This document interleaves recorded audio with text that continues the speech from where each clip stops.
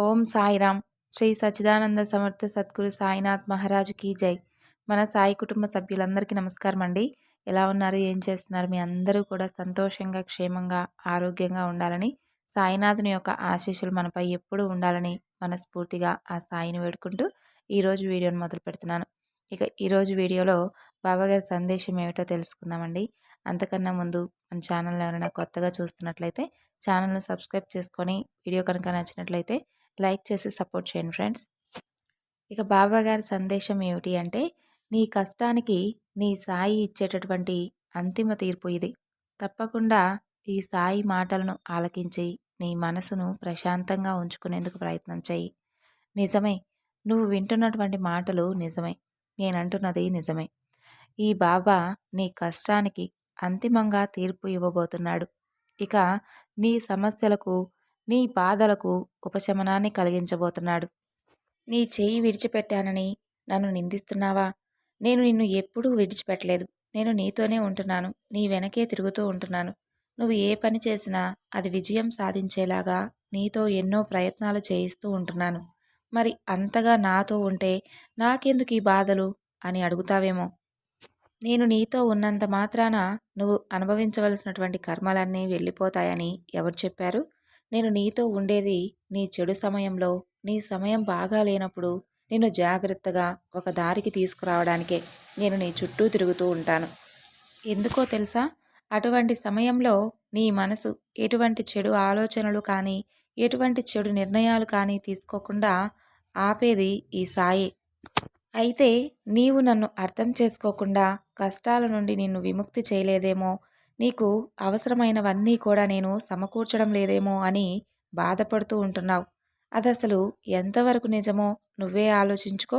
ఇంత కష్టకాలంలో కూడా నువ్వు ఈ రోజు వరకు ధైర్యంగా నిలబడగలిగావంటే ఏదో ఒక విధంగా నీకు ఒక శక్తి సహాయంగా ఉంటుంది అంటే అది ఈ సాయే కదా. ఒక్కసారి ఆలోచించుకో. మరి అలాంటప్పుడు నేను నీతో ఉన్నట్లా లేనట్లా? నేను కనుక ఈ కర్మలన్నీ ఇప్పుడే నీ నుండి తీసివేస్తే నువ్వు మరలా మరలా ఇవి అనుభవించవలసే వస్తుంది. కానీ నేను అనుకుంటుంది ఏమిటో తెలుసా?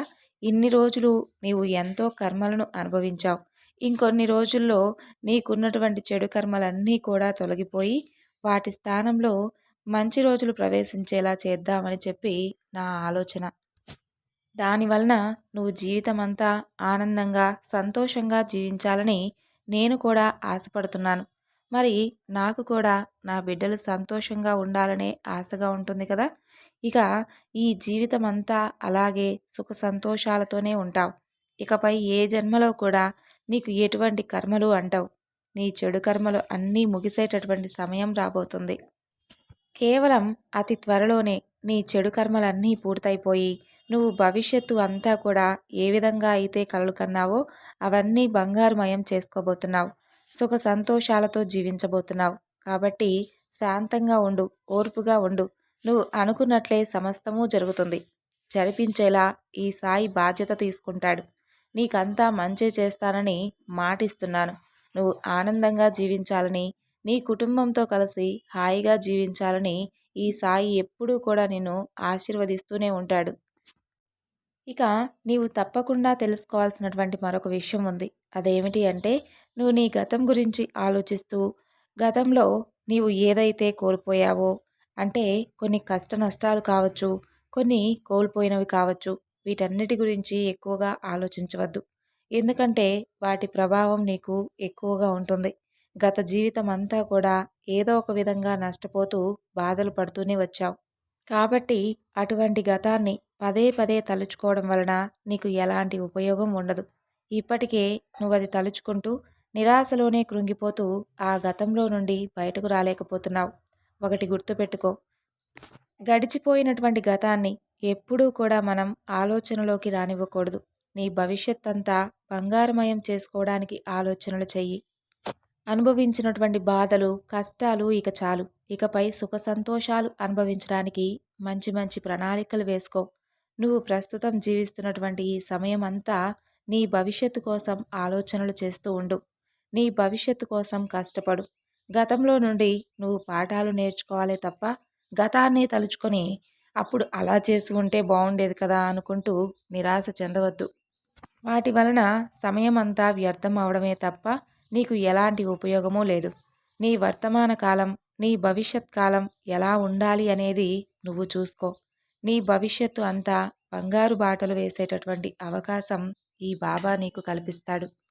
ఒక గొప్ప అవకాశం నీ ముందుకు వస్తుంది.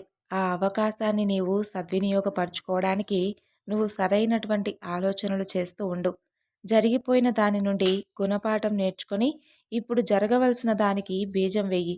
నువ్వు వేసినటువంటి ఆ బీజమే మహావృక్షమై నీకు భవిష్యత్తులో ఎంతో గొప్ప నీడనిస్తుంది. నేను చెప్పేదంతా నీ మంచి కోసమే. ఏం చెప్పాను, ఎందుకు చెప్పాను అని ఆలోచించి జాగ్రత్తగా ప్రవర్తించు. నువ్వు ఏదైనా చెయ్యాలి అని సంకల్పించినప్పుడు నా సహాయం నీకు తప్పకుండా అందుతుంది. అన్నీ పొందుపరిచి నీ చేతిలో నేను పెడతాను.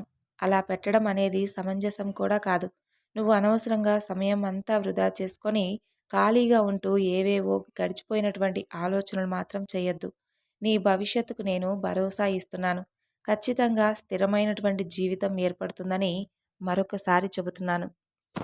అందుకోసం నీవు ఈ రోజు నుండి శ్రమించడం మొదలుపెట్టాలి.